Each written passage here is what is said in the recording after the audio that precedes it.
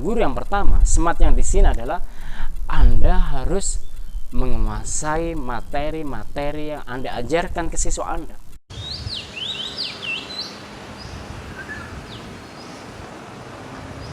Assalamualaikum warahmatullahi wabarakatuh. Bertemu kembali dengan saya Alvin. Pada kesempatan ini saya sampaikan tentang dunia motivasi, tentang tutorial motivasi pentingnya untuk smart apabila Anda ingin menjadi seorang guru. Oke, saya yakin banyak orang yang mereka mendambakan profesi sebagai seorang guru. Mungkin dengan berbagai macam alasan ya. Mungkin alasan mereka karena itu agak mulia, ada juga yang mereka menganggap karena memiliki gaji yang besar dan sebagainya, tunjangan yang besar dan sebagainya. Oke lah. Namun saya sampaikan di sini tentang pentingnya smart. Apabila kita ingin menjadi seorang guru atau seorang mengajar, maka hendaknya salah satu yang harus kita miliki adalah kita harus memiliki smart, harus memiliki kecerdasan. Apabila Anda ingin menjadi seorang guru, namun di sisi lain Anda tidak smart, tidak cerdas, nanti kasihan muridnya. Oke? Kenapa? Karena bagi seorang guru itu banyak hal yang harus diemban.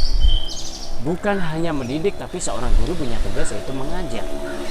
Dan mengajar di sini itu membutuhkan sebuah kecerdasan, membutuhkan smart. Oke, membutuhkan smartness, membutuhkan kecerdasan. Dan itu tidak mudah.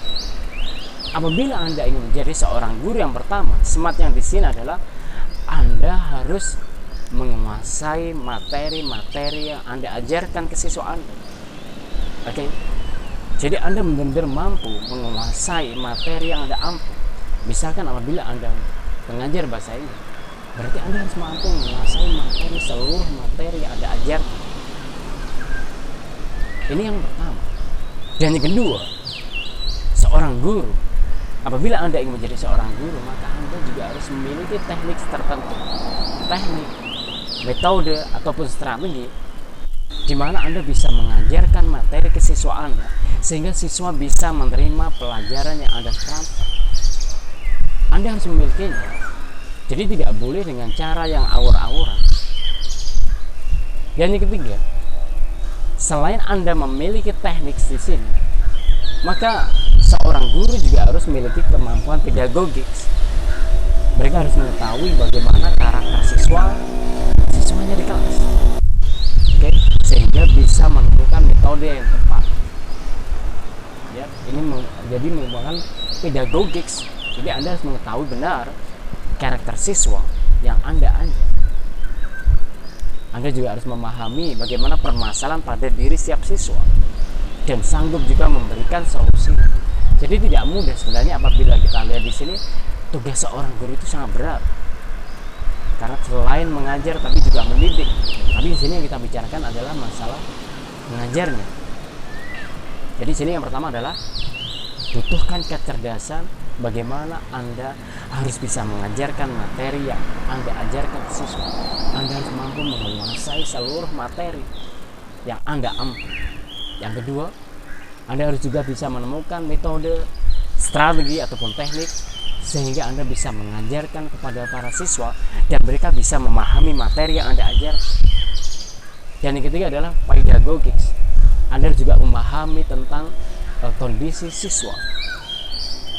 Dan apabila mereka terjebak dengan masalah-masalah, seorang guru kita harus bisa memberikan solusi yang terbaik.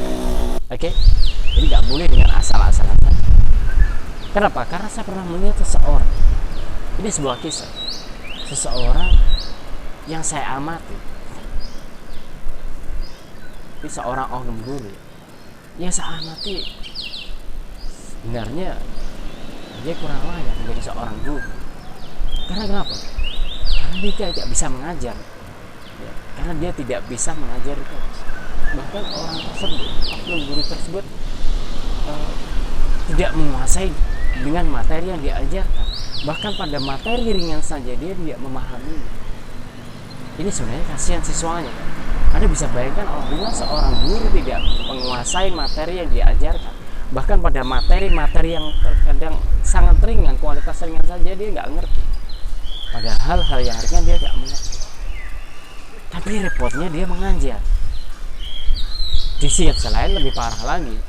Di sisi lain ternyata karakternya juga nggak bagus juga. Jadi kalau apabila di ranking, mungkin jam kosong selama bertahun-tahun, mungkin jam kosongnya bisa ratus, sering meninggalkan siswa, mungkin hanya tasnya saja yang hadir di kelas. Ini lebih parah lagi. Untuk kemampuan mengajarnya rendah, ya, aktivitasnya juga rendah. Yang paling tinggi adalah jam kosongnya yang paling tinggi. Jadi kasihan para siswanya. Jadi siswanya mendapatkan apa? Kenapa? Karena di sisi yang lain, ya, sisi yang pertama tadi saya sampaikan, oknum guru ini tidak memahami materi yang diajarkan. Bahkan pada materi yang ringan aja dia nggak paham. Akhirnya sering terjadi chaos, sering terjadi masalah. Apabila nanti ada siswa yang bertanya tentang materi itu, dia tidak bisa menjawab. Namun yang lebih memprihatinkan, oknum seperti itu diberikan kesempatan untuk mengajar di sebuah instansi. Ini sungguh sangat memprihatinkan. Saya tidak bisa bayangkan bagaimana dengan kondisi siswa diajar oleh oknum guru tersebut. Ya mereka nggak bisa apa-apa. Oke? Apalagi orangnya juga agak adil juga. Ya. Oke? Ini adalah contoh yang sangat-sangat memprihatinkan. Dan yang lebih tragis lagi apabila ternyata oknum tersebut sudah memiliki catatan di sebuah instansi tertentu, ada catatan dalam kategori guru yang sebenarnya tidak bisa mengajar, catatan merah, di blacklist sebenarnya. Tapi hendaknya harusnya, kalau menurut saya harusnya tidak diberikan kesempatan mengajar, dibina dulu lah, mungkin di skores dibina untuk bisa mengajar, dan juga karakternya harus dibina juga karena sering meninggalkan kelas. Jam kosong mungkin bertubi-tubi, bahkan mungkin puluhan bahkan ratusan kali tanpa ada pemantauan dari kelas. Oke, naudzubillah min dzalik. Oleh karena itu, saudaraku, apabila kita ingin menjadi seorang guru yang baik, maka hendaklah tidak hanya smart saja. Karena saya sampaikan tadi, tugas seorang guru bukan hanya mengajar tapi juga mendidik. Dan di sini saya sampaikan tentang masalah mengajar. Untuk mengajar ini tidak mudah. Seorang guru harus cerdas. Apabila seorang guru tidak cerdas, dia akan sulit memahami materinya sendiri.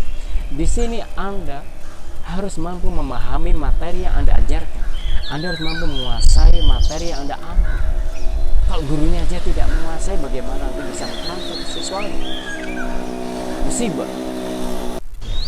Yang kedua, Anda juga harus mampu memilih strategi, metode, teknik pembelajaran sehingga materi Anda bisa Anda ajarkan, Anda transfer ke siswa dengan sangat baik dan mereka bisa memahaminya dengan baik. Dan ketiga adalah pedagogik. Anda harus memahami juga kondisi siswa Anda. Oke? Anda juga harus memahami kondisi siswa dan permasalahan mereka dan bisa memberikan solusi yang baik. Semoga tutorial sampai bermanfaat buat kita semuanya. Sukses buat kita semuanya. Sampai bertemu dengan tutorial motivasi yang lain pada kesempatan mendatang. See you again. Assalamualaikum warahmatullahi wabarakatuh.